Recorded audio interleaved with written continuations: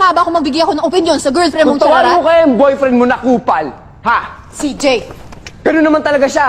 Dahil tinuhog ka niya, tsaka si Ate Bobby. CJ! What? Don't even go there. Yun naman yung totoo ah. Kahit na sobra ka na. Masobra kayo! Sobra kayong makialam! Dahil sobra ka naming mahal. Sana isipin mo yun bago mo pagtaasan ng boses lahat ng tao dito.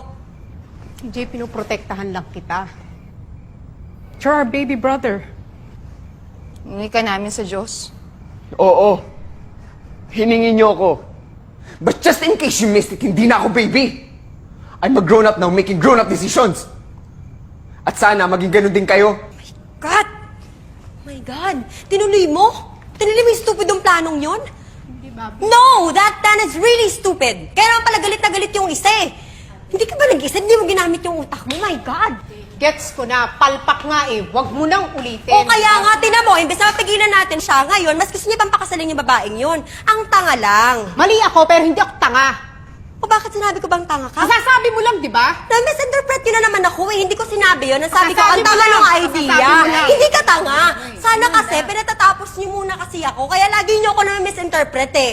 Alam, ikaw palusot ka na naman eh. Ano? Ikaw, nag-New York ka lang, ang yabang-yabang Oh, mo na. so this is about me now. No! Sundo ko ka na! Hoy! Kaaway ba kayo? Di ba, naglalaro ho kami ng charades, ma. Ikaw na.